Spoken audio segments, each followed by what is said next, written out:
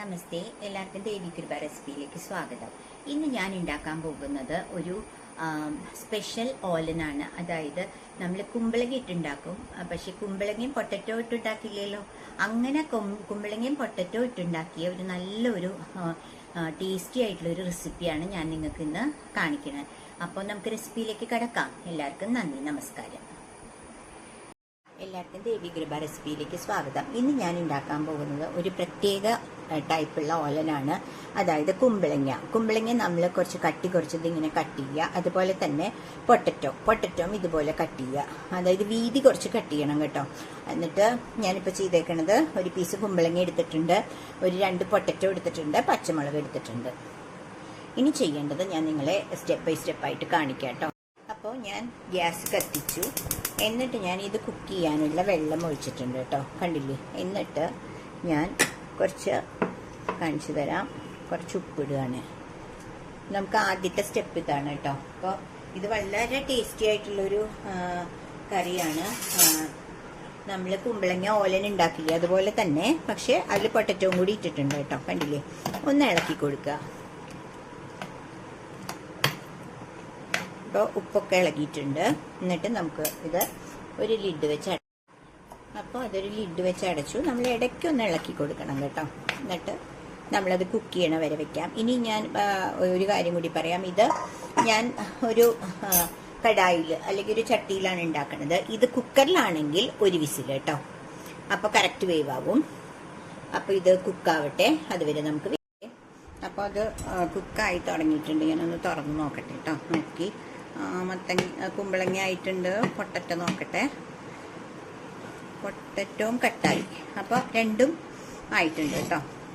ഇനി ഞാൻ നിങ്ങൾക്ക് അടുത്ത സ്റ്റെപ്പ് എന്താന്ന് പറയാം. അതുവരെ ഒന്ന് വെയിറ്റ് ചെയ്യണം കേട്ടോ.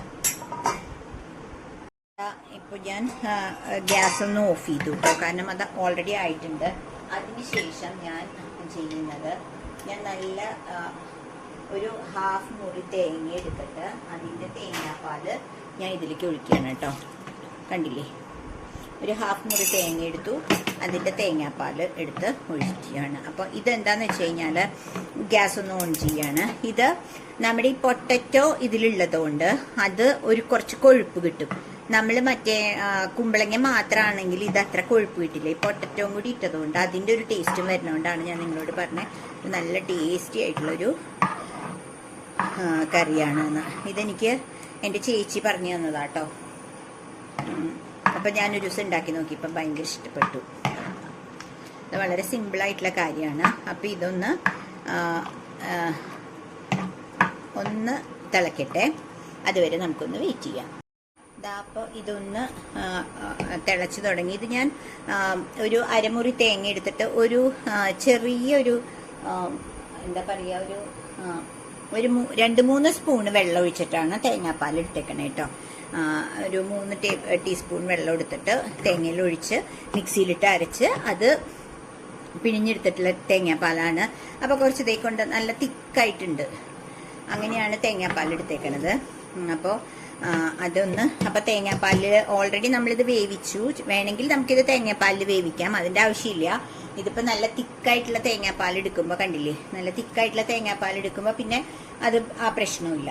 ഇപ്പം അതൊന്ന് പതഞ്ഞ് വരുന്നുണ്ട്. ഒന്നും കൂടി ഒന്ന് പതഞ്ഞ് കഴിഞ്ഞാൽ നമുക്കിത് നിർത്താം. കാരണം ഇത് തിളയ്ക്കാൻ പാടില്ല കേട്ടോ. അപ്പോൾ പതഞ്ഞ് വരുന്നുണ്ട്, കാണുന്നുണ്ടാവും എന്ന് വിചാരിക്കുന്നു. അപ്പോൾ ഗ്യാസ് ഞാൻ ഓഫ് ചെയ്യാണ് കേട്ടോ. എന്നിട്ട് നമുക്കിനി അടുത്തത് ചെയ്യേണ്ടത് വളരെ പെട്ടെന്ന് നമുക്ക് ഉണ്ടാക്കാം. ഒരു ഗസ്റ്റ് വരികയാണെങ്കിലോ അല്ല നമുക്ക് പെട്ടെന്ന് എവിടെയെങ്കിലും പോയി വന്ന് പെട്ടെന്ന് കുക്ക് ചെയ്യണമെങ്കിൽ കുറച്ച് വെളിച്ചെണ്ണ ഞാൻ ഇതിൻ്റെ മുകളിൽ ഒഴിച്ചു. ഞാൻ ഓലൻ ഓൾറെഡി ഉണ്ടാക്കിയിട്ടുണ്ട്, പക്ഷേ പൊട്ടറ്റോയും കുമ്പളങ്ങയും കൂടി ഇട്ടിട്ടുള്ള ഓലൻ ഇതാദ്യമായിട്ടാണ് ഈ കുക്കറിൽ കാണിക്കുന്നത് കേട്ടോ. അപ്പോൾ അതുകൊണ്ടാണ് ഞാൻ നിങ്ങളെ കാണിച്ചത്. നല്ല ടേസ്റ്റാണ്. അപ്പോൾ ഇത് കരിവേപ്പിലയുടെ തണ്ടാണ് കേട്ടോ, അത് വീണു.